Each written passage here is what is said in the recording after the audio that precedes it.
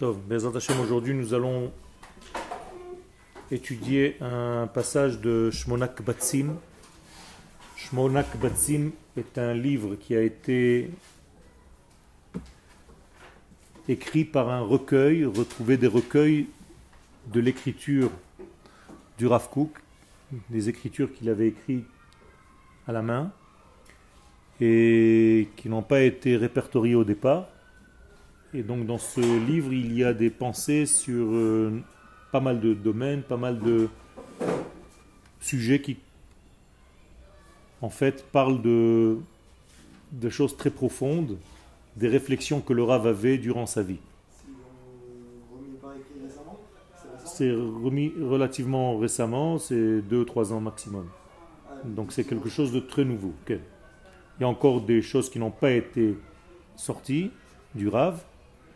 Il y a certaines choses que certaines personnes ont peur de dévoiler, mais d'une manière générale, les choses sortent. Et elles vont sortir, à mon avis, d'un jour ou l'autre, toujours.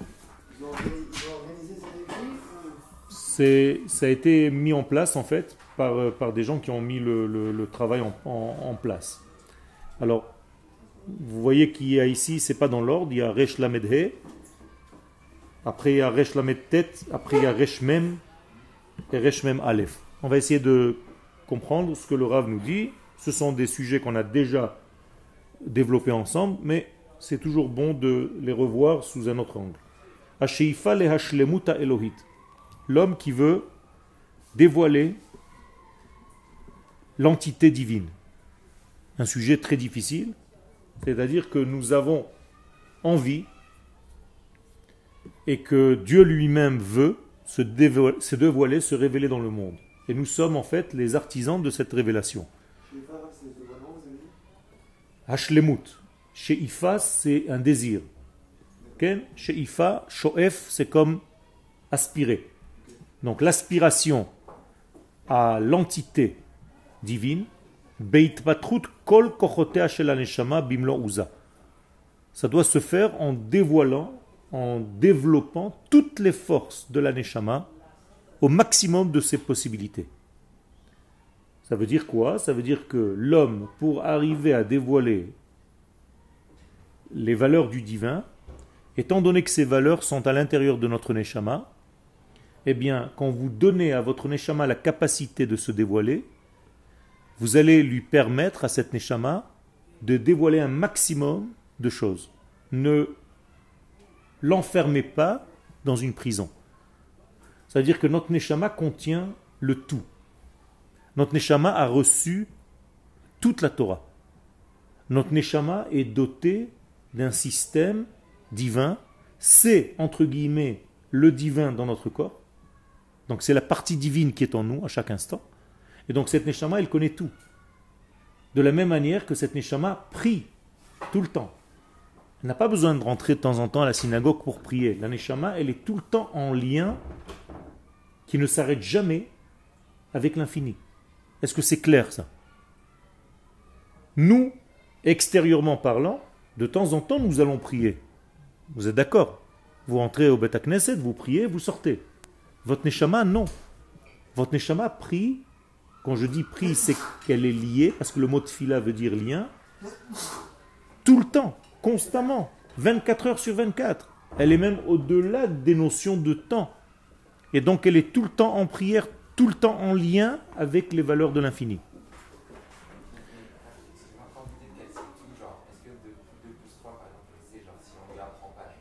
Elle n'a pas besoin d'apprendre quoi que ce soit. Sa nature, c'est la nature de la vie. D'accord? Quand tu prends 2 éléments et tu prends encore 3 éléments, ce sont des choses de la vie. Je n'ai pas besoin d'apprendre pour savoir ça. C'est des choses qui sont là. La Neshama, c'est l'être vivant réel à l'intérieur de notre vie. C'est lui qui anime tout ça. Donc, plus je dévoile les valeurs qui se trouvent dans cette Neshama, donc imaginez-vous que la Neshama c'est un cadeau fermé, plus vous ouvrez le cadeau et plus vous sortez ce qu'il y a dedans, plus vous allez être riche même extérieurement parlant. Moins vous permettez à la Neshama de s'exprimer, de sortir ce qu'elle a en elle, plus vous allez étouffer. Donc même pour le divin, même pour connaître la Torah, même pour dévoiler le divin, plus vous lui permettez à votre neshama de s'ouvrir et de partager, plus elle va le faire. Et donc il ne s'agit pas donc de la limiter, cette neshama. J'allais vous dire quelque chose de plus sévère. On va juger l'homme que par rapport à ce qu'il a permis à sa neshama de dévoiler. Vous comprenez? Ça veut dire que si j'ai permis à ma neshama de s'exprimer pleinement durant toute ma vie, je suis un tzaddik. Si j'ai étouffé cette neshama en faisant des choses qui sont contraires à sa nature divine, c'est chas v'shalom, c'est comme si je l'avais enfermée, fermée dans une prison, l'empêchant de révéler ce qu'elle avait à me dire. Et c'est sur cette chose-là, sur cette fermeture ou cette ouverture, que l'homme est jugé. C'est clair? On vous a donné déjà tout le potentiel. Vous ouvrez, ou vous laissez fermer, ou vous étouffez la chose. Quelle était ta question? Pour exprimer la neshama, c'est mitzvot, Torah, mitzvot, c'est ça? Torah, mitzvot, maasim tovim, marchavot, tout. Tout ce qu'Akadosh Baruch Hu veut de l'homme, veut de la création, c'est déjà marqué dans ta neshama. Comment on sait des fois ce qu'il faut faire? Alors l'étude va te permettre de dévoiler tout ça. Quand tu étudies, tu te rappelles en fait de quelque chose que tu as peut-être oublié ou étouffé, parce que tu t'es éloigné de cette neshama. Donc en fait, on se rapproche de notre neshama en étudiant la Torah. Après, comment on laisse une place au corps aussi? Le corps, lui, ne doit pas gêner. Si le corps fait obstacle, c'est qu'il y a un problème. C'est que tu n'as pas compris en fait que tous les deux marchent pour un seul organisme. Donc le corps doit t'aider au contraire à supporter, à porter cette neshama. La preuve, c'est qu'Akadosh Baruch Hu met la neshama dans un corps. C'est pas pour étouffer cette neshama. Au contraire, le corps doit devenir en fait un cheval, un véhicule pour la neshama. Donc la neshama doit conduire le corps là où elle veut vraiment aller. Et si tu donnes trop d'importance au corps, eh bien c'est comme si tu étouffais la neshama. Tu dis à ton cheval, je veux aller à gauche. Alors qu'en réalité, tu voulais aller à droite. Et ton cheval va à gauche. Donc tu donnes trop de poids au degré superficiel de toi-même, au lieu de donner du poids au degré intérieur de toi-même. D'accord? Donc, un cavalier et un cheval, c'est comme la neshama dans le corps. Ou bien, comme Akadosh Baruch Hu dans ce monde. Ta neshama est dans ton corps. C'est clair ça? Le corps c'est comme le monde, et Akadosh Baruch Hu dans ce monde, c'est comme la neshama dans un corps humain. Si le corps marche selon les préceptes de la neshama, ça marche bien. S'il n'écoute pas la neshama qui le fait vivre, mais c'est comme si un homme n'écoutait pas Dieu qui le faisait vivre dans le monde. C'est le même rapport, puisque le monde s'appelle Olam Katan, c'est un corps. Le corps humain s'appelle Olam Katan. Donc tout ce qu'il y a dans le monde, l'homme s'appelle Olam Katan. C'est en petit, c'est dans l'homme, c'est la même chose. Quel? Pas réellement dévoiler entièrement la neshama quelque chose d'infini. Qui a fait? C'est ce que dit Ifa. C'est pour ça que j'ai dit que c'est une aspiration. Donc au maximum, tu vas et tu dévoiles, tu dévoiles, tu dévoiles. Étant donné, comme tu viens de le dire, que c'est de l'ordre de l'infini, mais ce ne sera jamais quelque chose de complet. Ce sera toujours vers On sera jugé sur l'effort que tu as fait de te rapprocher, exactement, de laisser en fait sortir tout le flux qui se trouve à l'intérieur de ton être. De ne pas l'étouffer. Donc on te demande de ne pas étouffer les choses. Laisse-les sortir. C'est quoi Shmonak Vatzim? Shmonak Vatzim, c'est 8 kovetz. Kovetz, c'est des recueils. Recueil. Des recueils. Okay? Donc faut dire qu'on a fait Il y a beaucoup de livres dans ces Shmonak Vatzim. Ok. Donc il y a beaucoup le Rav a écrit beaucoup de choses. Vous avez, à part Orot maintenant, Orot HaKodesh, tout ce que vous connaissez, tous les livres blancs, Ouais. il y a de nouveaux livres. Ah, et on a appelé le titre qu'on a donné. Et à ça tout le livre s'appelle Shmonak Vatzim. D'accord. Ils n'ont pas donné un titre. Non, Shmonak Vatzim. D'accord? Donc, Hu HaKoach, deuxième ligne, Harodé, Hadochef et Achaim Aruchanim le Te'udatam. Donc c'est une force, un moteur, qui pousse la vie spirituelle que j'ai à l'intérieur de moi, les te'udatam, à se révéler pour devenir ce qu'elle devait être réellement. Dieu donc m'a créé avec une certaine capacité, et cette capacité, je dois lui donner la capacité de se dévoiler. Je ne dois pas l'empêcher de se révéler. Et donc, c'est un moteur qui va sans arrêt me pousser à révéler ce que je suis dedans. Et quelles sont les valeurs de cette neshama? Bien entendu, ce sont des valeurs divines, puisque c'est une partie divine, la neshama. C'est pas n'importe quoi. Donc, plus tu vas laisser ta neshama s'exprimer, plus elle va révéler toutes les valeurs du divin. Donc, qu'est-ce que c'est qu'un tzaddik? C'est quelqu'un qui n'étouffe pas sa neshama. Et qu'est-ce que c'est qu'un rachat? C'est quelqu'un qui étouffe sa neshama. Il ne la laisse pas s'exprimer. Donc, la différence, c'est pas grand-chose. C'est une différence de fermeture ou d'ouverture, de conducteur. Ou tu conduis, tu la laisses s'exprimer, ou tu l'étouffes. C'est on-off, comme un interrupteur. Alors, c'est celui qui va laisser, mais qui va se dire, bon, jusque-là, pas trop. Il ne faut pas exagérer. Donc, il étouffe plus ou moins, ou il laisse plus ou moins se dévoiler.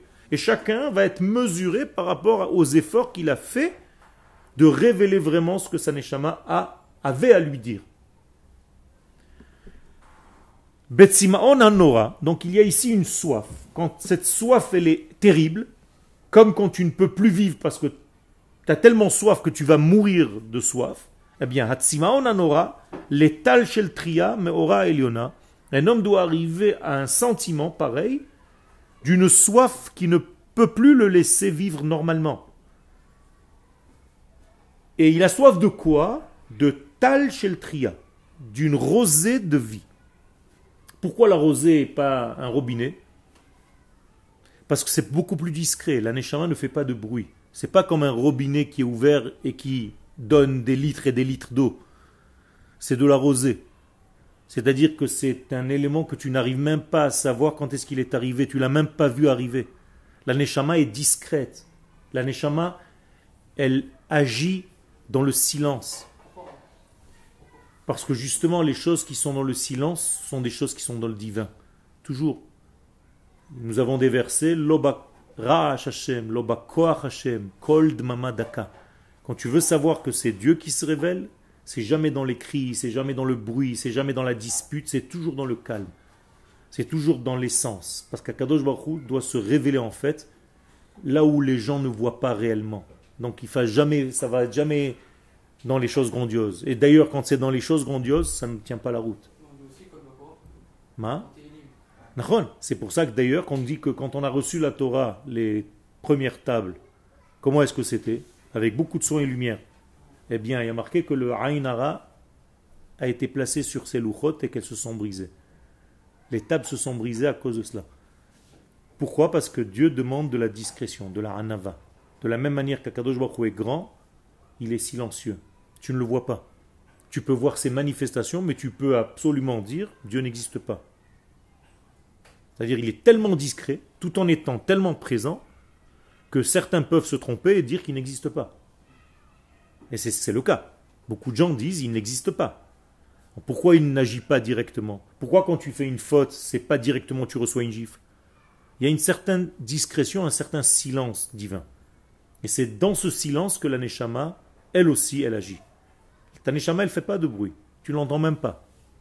Quand elle a faim, elle ne crie pas comme ton ventre. Ton ventre, il commence à gargouiller, tu entends des bruits. Quand tu as des nerfs, des colères, on t'entend crier. Ta neshama, non. Et pourtant, il y a des moments où elle souffre, elle a envie de se dévoiler, elle se sent étouffée parce que tu ne fais pas le travail et tu ne l'entends pas. Elle est tellement dans le silence, dans la patience, dans la discrétion, qu'on peut ne pas l'entendre et on peut toute notre vie passer à côté de cette neshama sans savoir ce qu'elle voulait dire. Eh bien, là le Rav nous dit, fais attention, sache, je te donne une information, que la lumière que tu vas recevoir de cette neshama ne ressemble pas au robinet qui fait du bruit. Si tu veux vraiment savoir ce qu'elle a en elle, ça va être comme de la rosée. Tu vas te lever le matin et tu vas voir que tout est mouillé de cette neshama. Mais tu n'auras pas su, tu n'auras pas vu quand est-ce que cette eau est arrivée. Vous comprenez la parabole avec laquelle le Rav veut nous faire venir aux choses? J'ai pas compris. Ça veut dire qu'on va se changer doucement, j'ai pas compris. Ça veut dire que la Neshama, elle t'attend. Dans toute discrétion, si tu ne vois pas, c'est très subtil ce qu'elle va te donner. Elle va te donner des choses très fines. Et si tu n'es pas assez fin pour voir ce qu'elle a à te donner comme la rosée, tu ne verras rien. Tu vas te dire, mais attends, il n'y a pas d'eau, il n'a pas plu cette nuit. Alors que tout est mouillé, d'où c'est arrivé? Qu'est-ce qu'elle va me donner? Tout, toute la vie, l'essence des choses, les valeurs des choses, comment voir une chose, comment dire, qu'est-ce que c'est, définir quelque chose. Tu sais définir ce que c'est que l'amour, tu sais définir ce que c'est que la lumière, tu sais ce que c'est que la joie, tu sais ce que c'est que le bonheur. Qui te donne ces références-là? C'est cette Neshama qui, elle, connaît toute la Torah. Donc si elle connaît toute la Torah, elle connaît toutes les valeurs et toutes les résonances de ces valeurs-là. Mais quand elle arrive à toi, elle arrive tellement discrètement que tu peux la rater. C'est quoi qu'elle arrive à moi? Le matin, tu te lèves, tu bois de l'eau. Elle est arrivée, elle est sur les voitures, il y a de la rosée. Comment elle est arrivée cette eau? Elle était descendue du ciel, tu l'as vue, tu as entendu, ça a fait du bruit? Non, et pourtant c'est là. Tu peux même recueillir cette rosée si tu es intelligent, tu peux savoir faire un système pour recueillir toute la rosée et boire un verre d'eau. D'accord, c'est quoi que ma Neshama, elle arrive? La Neshama, elle est constamment liée à l'infini. Et donc elle contient toutes les valeurs de l'infini, un maximum de valeurs. Et tous les jours, elle te donne ça, mais d'une manière tellement subtile qui ressemble à la rosée. Si tu sais prendre ça, mais tu peux te faire un verre d'eau de rosée. Et boire tous les matins, tous les jours, un petit peu plus de Torah. Pour comprendre ça, c'est étudier la Torah? D'accord? Étudier la Torah, mais dans un sens subtil, dans un sens intérieur, dans un sens de silence, j'allais dire.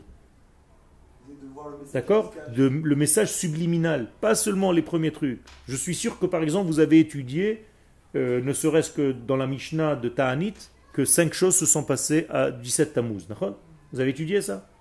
Pas encore? Bon, la Gemara de Ta'anit nous dit que 5 choses se sont passées le 17 Tammuz. Première des choses, elle dit là-bas, Nishtabru aluchot. Qu'est-ce que ça veut dire? Briser les tables. Pourquoi on ne dit pas que c'est Moshe qui les a cassées? On dirait qu'elles se sont cassées elles-mêmes. Tu comprends? Là, c'est déjà une subtilité. D'accord? Pourquoi elles se sont cassées? Ça veut dire qu'il y a quelque chose qui a précédé cette brisure. Donc ça aussi, c'est subtil. C'est pas juste comme un type grossier. Tu viens, tu te dis, voilà, la Mishnah, elle m'a enseigné que 1, 2, 3, 4, 5. Tu as oublié qu'il y a eu la faute du veau d'or, qui a fait en sorte que les tables se soient brisées. Alors qu'est-ce qu'il a fait? C'était quoi cette faute du veau d'or? Bien, tout ça, cette étude, elle est subtile, elle est beaucoup plus profonde. C'est pas tu t'arrêtes au premier degré et tu te dis, voilà, j'ai 5 récits de la Mishnah, voilà ce qui s'est passé. Je suis un robot, je sais ce qui s'est passé, il y a 5 choses, 1, 2, 3, 4, 5.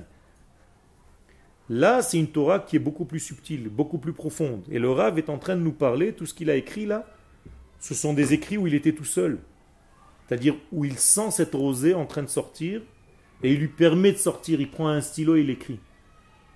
Il entend sa neshama, ce sont des bruits qui viennent de l'intérieur, tellement profond de son être, qu'il est en train de nous donner ces choses-là par écrit. Le Rav est en train de subir des moments de prophétie, c'est presque des moments de prophétie tout ça, où il entend parfaitement les sons de sa neshama, les leçons de sa neshama, et il les laisse sortir, et il les écrit. À tel point qu'il oublie sur quoi il écrit. Parfois il écrit sur un papier, parfois il déborde sur la table. C'est extraordinaire. Et ça, c'est une Torah subtile. Donc nous qui étudions cette Torah maintenant, nous devons nous mettre kama she'efshar, ce qu'on peut à ce niveau-là, d'être subtil pour recevoir cette subtilité. Comment c'est que notre subtilité est juste? Alors justement, c'est pour ça que tu étudies. C'est pour ça que tu étudies avec des gens qui ont étudié ça, qui s'imprègnent de cette Torah et qui ne laissent pas les choses au premier degré, qui approfondissent, et on a des références. C'est difficile en rajouter à deux personnes qui n'ont pas étudié. C'est difficile, mais il faut toujours avoir des références, et le Rav ici utilise des références qui sont issues de la Torah des secrets, de la Kabbalah. Donc quiconque n'a pas étudié vraiment la Kabbalah ne peut pas savoir vraiment de quoi le Rav parle. Donc il faut un maître pour t'aider plus ou moins à te donner les leçons que le Rav veut te dire ici. Mais même comme vous avez dit, les louchot, elles se sont brisées, c'est pas Moshe qui les a brisées. Tout ce genre d'interprétation-là qu'on doit réfléchir. Ok. À tout, à la délicatesse et à la précision des mots. Alors, comment je dis comme Tu dois avoir un maître. interprétation, Tu dois avoir un maître. Tu dois avoir un maître, c'est tout. Et à chaque fois que tu as un doute, tu dois poser à ton maître. Quel? Je n'ai pas trop compris. Parce que quand je vois par exemple pour la première fois que Moshe a réussi à ouvrir la mer en deux et tout ça, ça n'a pas l'air subtil. Ça a l'air. Toi, tu crois que c'est comme ça. D'accord. Mais quand tu étudies l'intériorité de la Torah, qu'est-ce qu'elle te dit? Kol meimot shebaolam niftechu. Toutes les eaux du monde se sont ouvertes. Toi, tu croyais que c'était que la mer. Tu as l'impression donc que c'est grossier, la mer s'est ouverte. Mais voilà, je viens de te dire quelque chose que la Torah des secrets nous dit, que tu ne savais pas. C'est que toutes les eaux, c'est-à-dire à chaque fois que tu as vu un H2O, de l'hydrogène, ça s'est ouvert. Ah, qu'est-ce que ça veut dire? Ça veut dire que n'importe où dans le monde, l'eau s'est ouverte. Et si j'ouvre l'eau, en hébreu ma'im, je pousse le même d'un côté, je pousse le même de l'autre, il me reste un yud au milieu. Et le yud, c'est l'oxygène. Et en réalité, je vois que l'eau, c'est quoi? C'est deux hydrogènes, deux mêmes, et un oxygène. Donc le mot ma'im, c'est H2, ou en hébreu même 2, et O, c'est l'oxygène, c'est yud. Pourquoi il y a c'est l'oxygène? Parce que c'est l'essence. C'est l'essence avec laquelle j'écris n'importe quelle lettre. Tu peux écrire une lettre sans écrire Yud? Non. Tout commence par Yud. Même le nom d'Hachem, même le nom d'Israël, même le nom de notre terre. Et même quand tu écris un taf, tu commences par un Yud. Et après tu le prolonges. Donc c'est l'oxygène qui se cache partout. Moralité, quelle est la subtilité de ta question? C'est que quand la mer s'est ouverte, l'oxygène du monde s'est révélé. C'est ça que ça veut dire. Le Yud s'est révélé. Et si tu approfondis, tu vois qu'en réalité, c'est à ce moment-là même que le peuple d'Israël a reconnu sa source, de là où il est venu. C'est là où son Yud s'est révélé. D'accord? Pas par hasard que les nazis nous traitaient de Yuden. Nous sommes des Yud. Eux, ils ne savaient pas ce qu'ils disaient. Mais leur inconscient, leur subconscient nous traitait de Yud. Ok? Donc, kloula, kaloul, kol milouya ma'asiva sichli. Tout ce que tu vas remplir dans ta vie, en fait, ce n'est que de cette rosée. Et c'est difficile de remplir une vie de rosée. On est d'accord, c'est plus facile d'ouvrir un robinet qui coule. Ça prend quelques minutes et c'est fini. Tu peux remplir une piscine en 2 heures. Mais remplis une piscine avec de la rosée. Combien d'années il te faut? C'est impossible, c'est difficile. Mais c'est exactement ce que nous dit ici le Rav.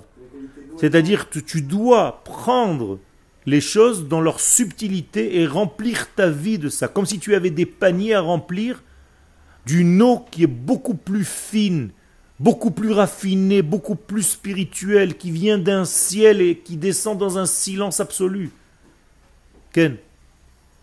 Ce que vous dites parfois à remplir de cette eau-là, parfois il y a des événements extérieurs qui influent et en quelque sorte, parfois ils nous bloquent par rapport à Tout ça. à fait. Et comment faire en sorte de les comme vous dites, d'absorber, de remplir cette eau-là de vie, de Torah, sans que forcément que ces éléments extérieurs influencent et À chaque fois que qu'un ça élément, gâche le travail. à chaque fois qu'un élément extérieur à toi, étranger à toi, te perturbe, c'est que à ce moment-là même, tu as oublié l'essentiel. Tu es d'accord? Forcément, tu as laissé une force étrangère à la situation pénétrer. Donc, à un moment donné, tu es sorti de l'essentiel, ce pourquoi tu es venu. C'est ça le danger. C'est-à-dire qu'à chaque fois dans ta vie, tu dois te mettre en face des yeux pourquoi je suis créé, pourquoi je suis né, pourquoi Kadosh Baruch Hu a voulu de moi, et tu dois te le rappeler. Shiviti Hashem lenegdi tamid, c'est ce qui est écrit au premier degré du Shulchan Aruch. C'est-à-dire, je dois sans cesse voir pourquoi Dieu veut de moi. Pourquoi il m'a réveillé ce matin. Pourquoi je suis important, pourquoi je suis tellement important dans le monde qu'il ait encore besoin d'une journée en plus avec moi. Et quand tu te poses ce genre de questions, tu es toujours lié à l'essentiel. Et quand tu es lié à l'essentiel, tu as moins de chances que des forces extérieures viennent te perturber. Tu comprends? Malgré tout, ça arrive, parce que nous sommes des hommes avec toutes nos faiblesses. Eh bien, sans arrêt, même pendant la situation où tu es sorti, reviens. D'accord? Mais alors, toi, tu dois, à ce moment-là, te poser la question, où est l'essentiel dans tout ce que je suis en train de faire maintenant? Par exemple, maintenant, j'aurais pu me dire, je veux absolument terminer ce cours. Est-ce que c'est l'essentiel? Oui ou non? Non. L'essentiel, c'est que je vous fasse passer un message, même si j'ai fait 10 lignes, 3 lignes. Mais je peux m'obstiner à terminer le cours, et au lieu de vous l'expliquer ligne par ligne, tranquillement, en ouvrant les choses, je lis. Je lis, tout simplement, je lis tout. Une fois que j'ai tout lu, moi j'ai compris ce que j'ai voulu dire, et je vous laisse comme ça. C'est pas le but. Alors il y a un élément étranger qui est entré en moi maintenant, c'est le fait de terminer le cours. C'est un élément étranger au cours. Moi ce que je veux, c'est pas terminer le cours, c'est vous faire passer un message, et encore plus que ça, qu'il y ait plus de divin après mon cours qu'il n'y avait avant. Je veux que dans le monde, après ce petit cours au Machon Meir, il y ait plus de divinité. Que vous soyez meilleur qu'une heure avant. Que vous soyez plus heureux qu'une heure avant. Que vous soyez plus confiant en vous qu'une heure avant. Que vous soyez plus concentré sur votre essentiel qu'il y avait une heure, pendant une heure avant. Ça, c'est l'essentiel. Et donc, si je n'oublie pas ça, à chaque fois que je vais ouvrir ma bouche pour donner un message de Torah, j'ai tout ce degré qui est en train de véhiculer dans ma petite parole. Je ne suis pas en train de vous donner un cours, un petit divrei, à la française. Ce n'est pas un divrei que je vous donne. Je suis en train de vous faire passer, et c'est le Rav qui nous fait passer ça, toute cette essence de vie. Regardez la richesse et le sentiment. J'allais dire qu'il y a plus de... C'est presque de la poésie. Le Rav est très raffiné là. Il est très dans le silence, très dans le calme. La rosée, elle vient quand? La nuit. Pendant la nuit, la rosée arrive. C'est-à-dire tu vois rien, les gens dorment. Je peux encore une fois vous rajouter ça maintenant. En vous disant, la plupart des gens ne voient rien parce qu'ils dorment. Ils sont endormis. Donc ils ne voient pas la subtilité dans la Torah. Et là nous dit le Rav, je ne vous donne pas la Torah comme de l'eau qui coule. Je vous donne la Torah comme une rosée. C'est extraordinaire, c'est-à-dire vous devez être à ce niveau-là. Vous devez être calme, comme la nuit. La nuit, tout est calme. Même les émissions à la radio, la nuit sont calmes. Les gens parlent calmement. L'étude des secrets de la Torah se fait la nuit essentiellement. Pourquoi? Parce que la plupart des gens dorment, ils ne peuvent pas. Ils s'endorment d'ailleurs. Ils sont endormis à cette chose-là. Quand je dis endormis, c'est pas seulement qu'ils dorment, qu'ils ferment les yeux. Ils n'arrivent pas à ce niveau-là. Donc ça leur passe par-dessus. Donc c'est comme s'ils dormaient. Et là, c'est l'essentiel de la Torah. C'est l'essence de la Torah. C'est la rosée de la Torah qui vient de la lumière supérieure. Regardez les lignes, la troisième ligne. Mehaora Eliona.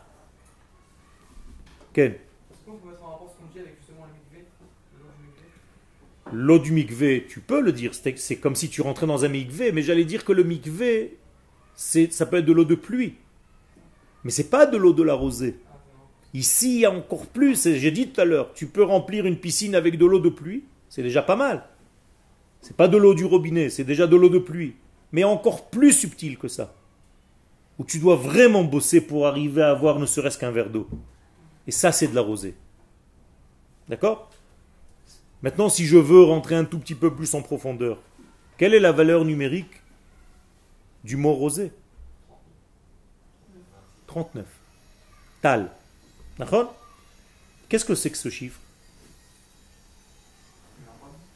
Mais c'est quand vous dites le nom de Dieu sans la concrétisation de ce nom. C'est-à-dire, si j'écris le nom de Dieu de cette manière-là, Yud, je vais vous montrer après la feuille. He, Vav, He. Vous voyez le nom de Dieu? Je l'ai juste ouvert. Le Yud, Yud Vav Dalet, He, Vav, He. Yud, Vav Dalet. C'est combien en valeur numérique? 20. He, Aleph, 6. 20 plus 6, 26. 6 plus 6 plus 1, 13. 26 plus 13, 39. Voilà les 39. Il me manque juste le dernier degré qui représente en fait la concrétisation. Ça veut dire que là, je vous ai rentré dans un élément un petit peu plus secret.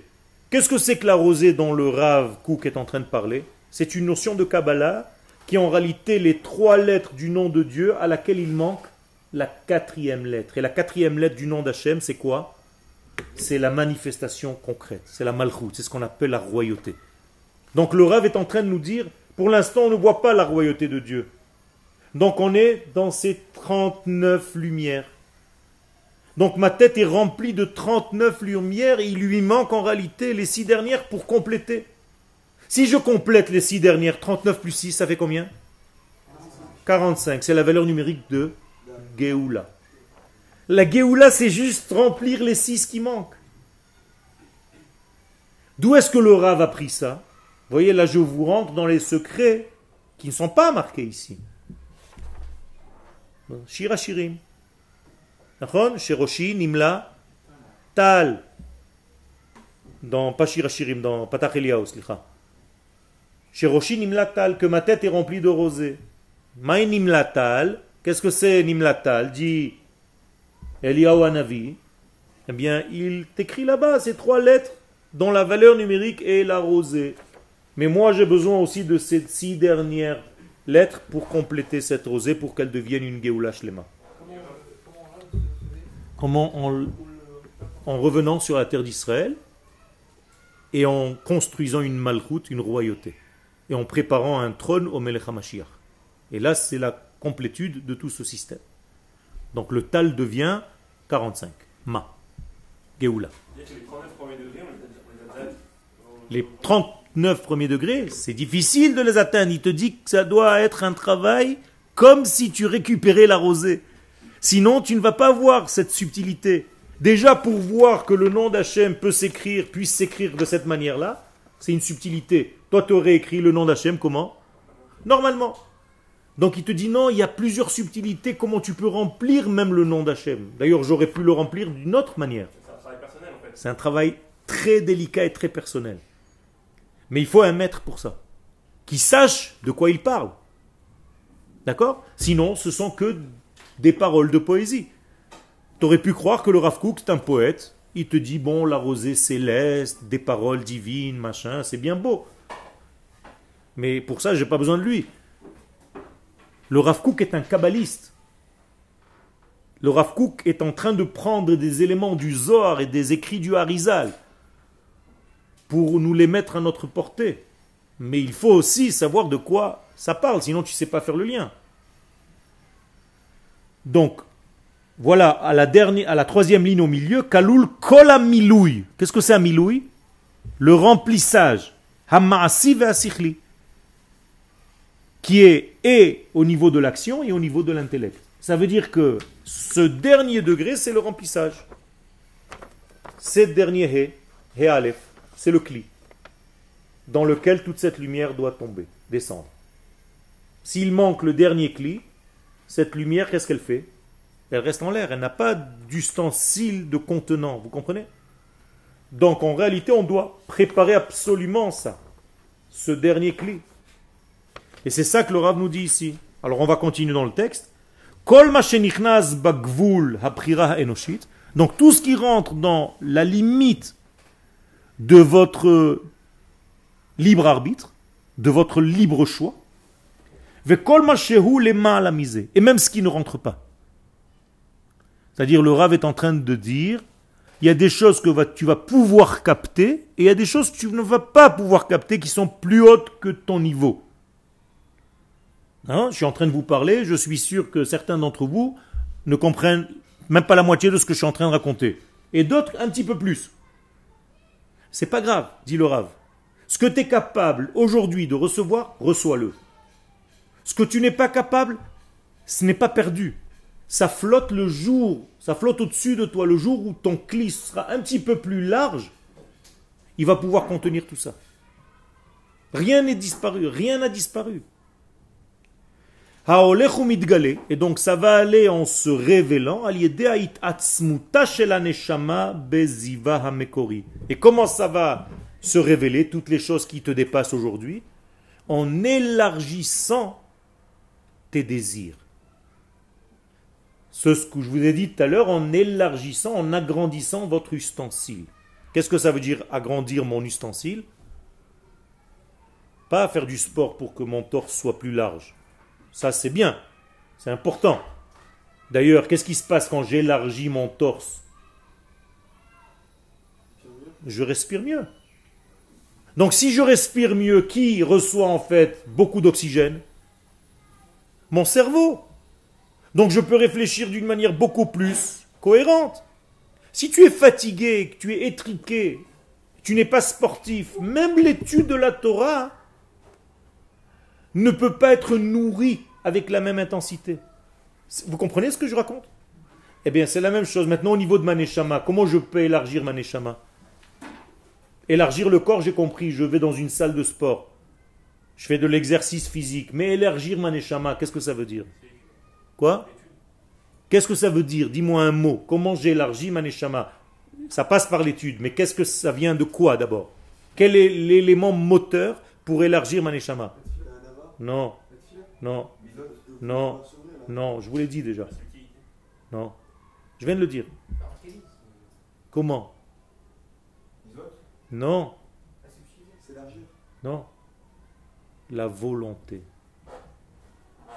Si je ne veux pas, je ne m'élargis pas. Tu peux venir étudier toute la journée. Si tu peux venir étudier les midotes, les machins, faire ce que tu veux, la hanava, toutes les midotes, ça ne sert à rien. Si tu ne veux pas. Donc quel est l'ustensile essentiel de notre vie? Le vouloir. Donc le vouloir, c'est quoi en réalité? C'est le cli. C'est ça le cli. C'est ça élargir mon ustensile. Donc je vous repose la question pour voir si c'est clair. Comment est-ce que je peux élargir l'ustensile de mon être? En voulant plus, le ratson.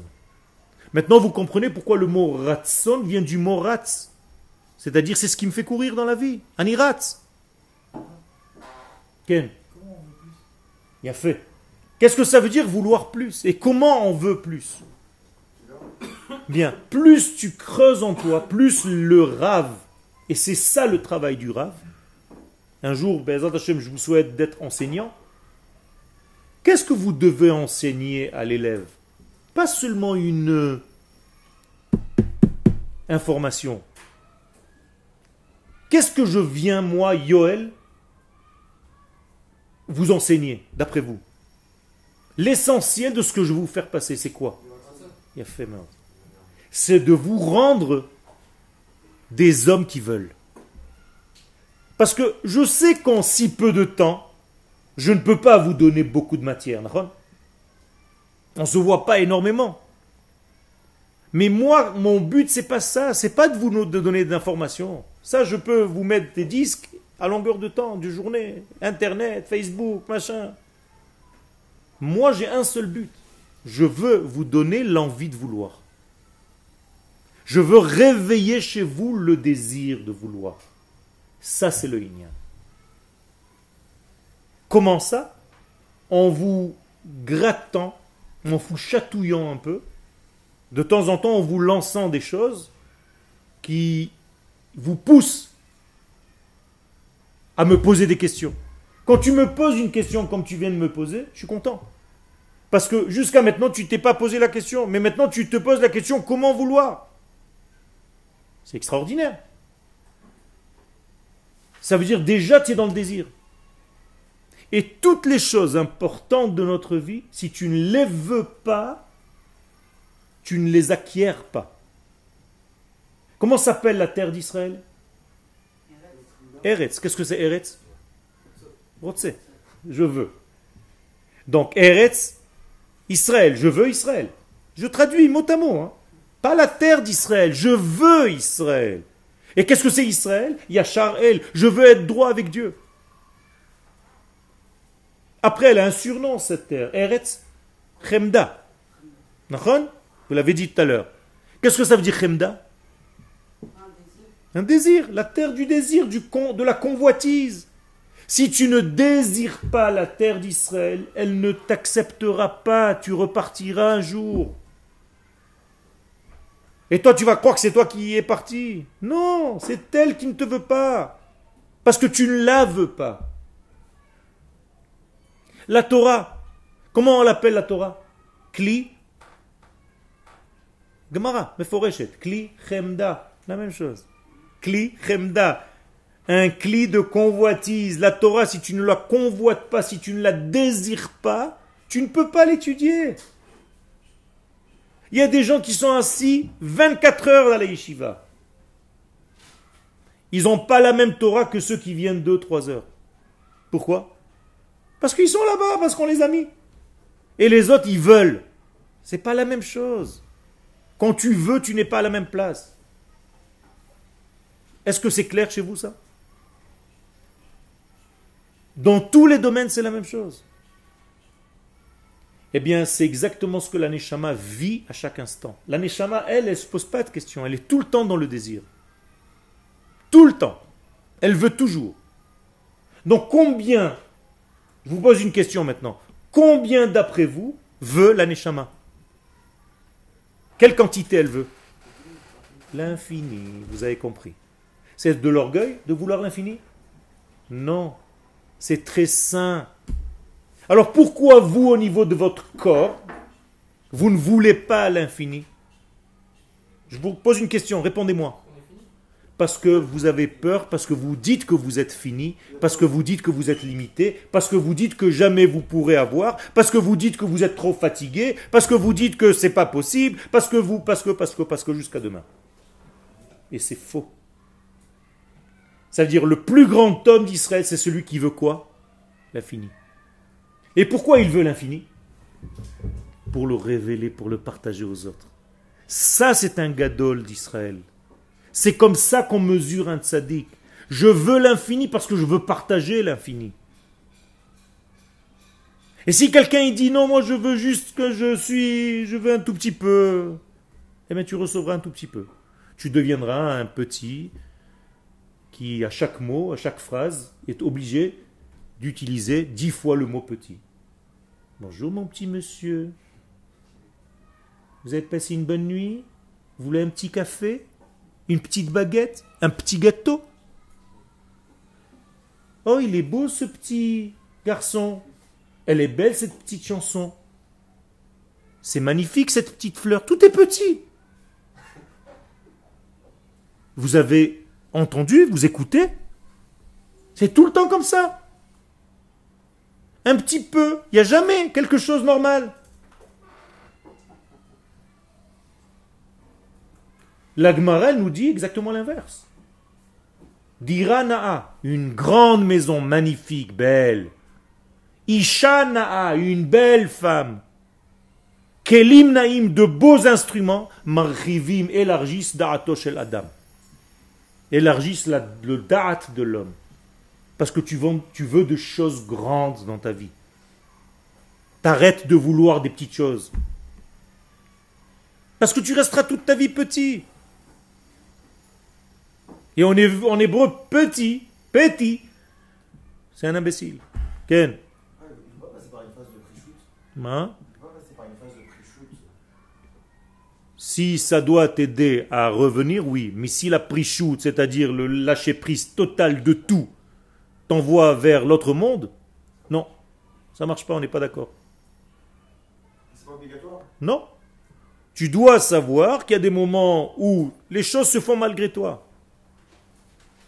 Tu es dans un état où quelque chose va se passer dans le monde qui va te mettre à plat, mais c'est que pour grandir un petit peu plus après.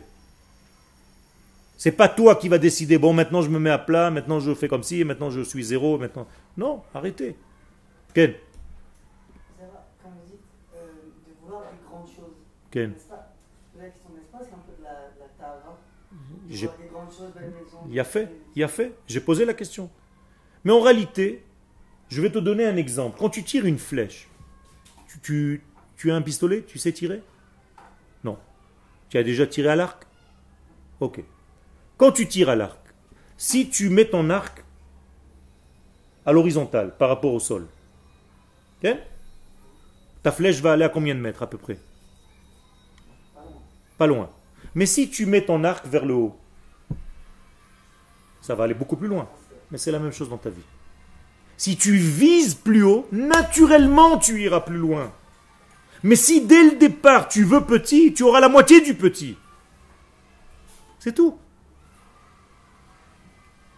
C'est pas de l'orgueil, c'est pas de la ta'ava, c'est justement parce que ce qui m'anime, et je l'ai dit tout à l'heure, pourquoi je veux l'infini? Parce que je veux partager l'infini, je veux partager ses valeurs. Je l'amener au monde. Exactement. Même Donc, les choses matérielles, voilà. Bevadaï. Donc, toutes les choses d'Akadosh Baruch Hu, elles s'habillent dans la matière comme dans l'esprit, on est d'accord? Eh bien, quand tu es dans la Gdoula, Lecha Hashem Gdoula, quand on sort le Sefer Torah, on chante Lecha Hashem Gdoula. Qu'est-ce que c'est Gdoula? À toi Dieu est la grandeur. Qu'est-ce que c'est la grandeur? La bonté, le chesed, l'amour. Quand on dit à quelqu'un tu es grand, ça ne veut pas dire tu es grand de taille. Ça veut dire tu es généreux. Ça, c'est la véritable grandeur. C'est la générosité. C'est le fait d'aimer, c'est le fait de vouloir partager.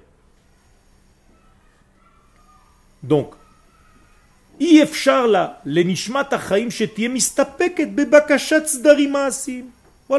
Tout ce que je viens de vous dire, le Rav le dit maintenant. Ifshar, elle ne peut pas, c'est impossible pour la neshama de la vie, nishmat hachaim, shetiyeh mistapeket, de se suffire, de quoi? Bebakashat tzdarim maasim, de petites choses, juste au niveau du concret. C'est pas possible, tu es en train de la tuer cette neshama, tu es en train de la limiter. Tikunim be'orot hachaim ve'achevra, je peux pas lui dire à la neshama, viens, tu vas juste m'aider à faire un ordre ici au niveau de mes copains, de mon shiur et de mon seder yom. Be'atavot mediniot ve'kvutzatiot, je veux que mon état soit bon, que le pays marche bien, que mon groupe soit bien. C'est bien, mais ça ne suffit pas, la neshama, tu peux pas la bloquer dans un système pareil. C'est pas possible. Elle veut beaucoup plus que ça. Elle ne se suffit plus de ça. Ça, c'est des étapes. Donc, Mais voilà. si tu dois arrêter dans ces étapes, elle te dit, la neshama, tu m'as tué. Je ne peux pas. On a commencé comme ça, d'accord? Mais moi je veux continuer, je veux plus que ça maintenant. Donc, je dois viser ça et savoir qu'il y a encore plus. Bevadaï, tu ne dois pas viser ça, tu dois viser beaucoup plus haut. Et tu auras ça par étapes. Et mets à davar, Déjà, dès que je vise haut, j'arrête, je mets une limite déjà. tu ne mets pas une limite. Ta limite, elle est lointaine. Tu la vois même pas alors, si t'as plus de but. Zelo chashuv. Elle est tellement lointaine que tous les petits buts intermédiaires, ils passent très vite. Si tu veux voyager à Yericho, d'accord? Tu t'es fixé comme base Yericho. Ça va te prendre combien de temps d'ici? Je connais pas, Peu importe. C'est très important. Mais tu dois voyager, ça va te prendre pour arriver d'ici à Yericho 1h30. D'accord? Ok. Mais si tu te dis je veux voyager à Eilat, c'est beaucoup plus loin. Combien de temps ça va te prendre pour arriver jusqu'à Yamamela?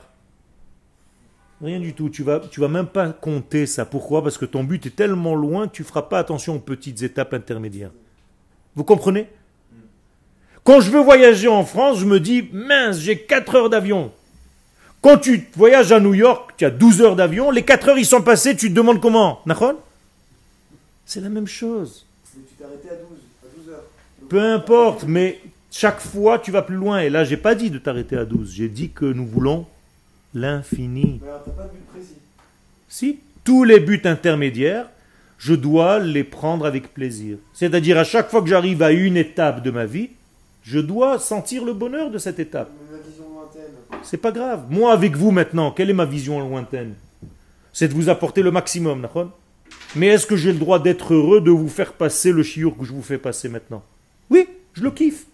Pourquoi? Je prends ça comme un moment de bonheur. Je commence pas à penser à ce qu'il me manque encore, sinon je ne vis jamais. Je veux toujours ce qu'il y a pas, ce qu'il y a demain, après-demain. Là maintenant, ça m'intéresse pas. C'est pas comme ça qu'on vit. Quand on me demande si tu es heureux, je demande, ça dépend quand. Le bonheur, c'est pas une fois, c'est plein de petits moments dans ta vie où tu dois faire les choses avec le plus grand kiff que tu puisses faire pour arriver à avoir un plus grand bonheur. Pour un but infini alors. Ok? Et le but est infini, pour partager l'infini. Donc, je ne dois pas définir un but et dire je veux ça, mais je dois toujours. Tu peux définir un but en sachant que c'est un but intermédiaire. D'accord. אמת שהדבר בזמן שכל אלה הם במצב של כלכלה, מנועה היא מכמה אמצעים שיוכלו לעזור לה להשלמתה החטיבית. C'est ce que tu as dit tout à l'heure. C'est possible que pendant mon cheminement, j'ai des problèmes. On a fermé la route parce que je sais pas quoi, il y a un risque d'attentat. Alors j'ai des choses qui viennent malgré moi. Me fermer le inyan. אבל לא זאת היא מנוחתה ומגמת פניה. Mais ne fais pas en sorte que quand tu t'es arrêté malgré toi, parce qu'il y a un bouchon sur la route, que tu te dises, les enfants, on est arrivés.